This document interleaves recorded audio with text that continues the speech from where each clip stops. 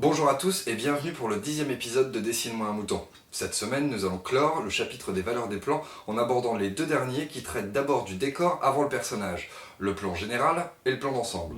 Si tous les hommes étaient pratiquement convaincus qu'une seule et même réalité peut paraître carrée d'un côté et de l'autre parfaitement ronde, les divergences de point de vue tourneraient moins vite en querelle.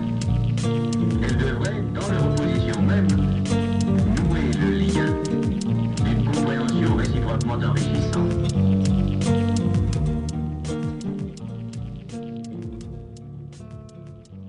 Dans l'échelle des valeurs des plans, on peut considérer qu'il y a deux sens de lecture. Les plans larges, centrés sur le décor, moins sur le personnage, et les plans serrés, centrés sur les personnages et non sur le décor.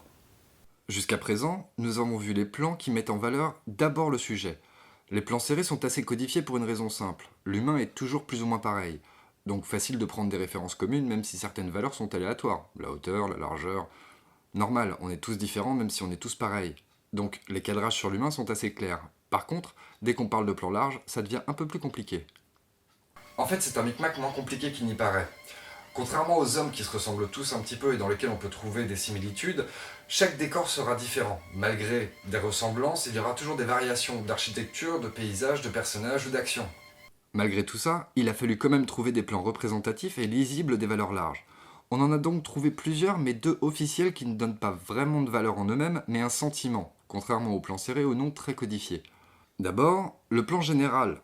Le plan général est censé englober le personnage cible et le décor pour lier les deux. Signifier que le personnage évolue dans un décor marquant, ou que vous estimez marquant. Le plan général est forcément un plan pied, ou aussi appelé un plan moyen, ou un demi-ensemble. Ces quatre appellations montrent à elles seules le problème des plans larges. Un plan général signifie qu'on voit le personnage principal en entier, avec les principaux éléments du décor ou de l'action autour, tandis que le plan moyen, ou demi-ensemble, est un plan qui demande à voir suffisamment du décor ou de l'action avec, éventuellement, le principal sujet. Et le plan pied ? Un plan où vous voyez le personnage avec les pieds compris, et donc, par voie de conséquence, on voit plus de décors ou d'actions. Vous avez l'impression que j'ai dit 3 fois la même chose ? C'est ça. En fait, le terme à utiliser dépend du sujet principal. Est-ce que c'est le personnage, le décor ou l'action ? Puisque dans ce genre de plan c'est une sorte d'équilibre décor et fond à trouver, la largeur dépendra, mais l'idée restera d'un personnage qu'on voit en entier avec un bout ou l'entièreté d'une action et ou d'un décor.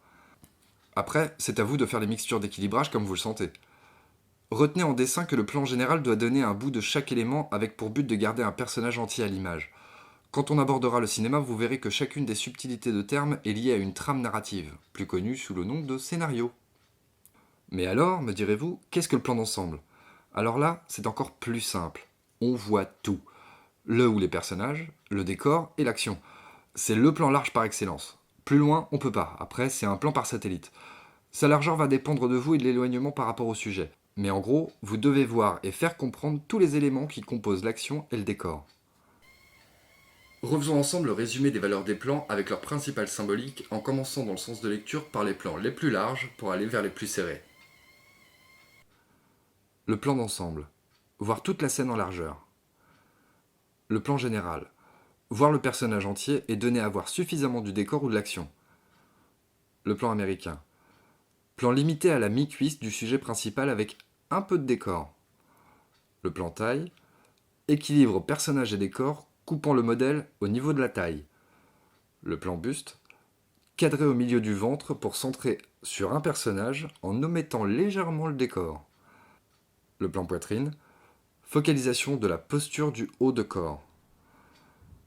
Gros plan. Focalisation sur une émotion ou une expression. Insert. Focalisation sur un détail de visage ou du corps.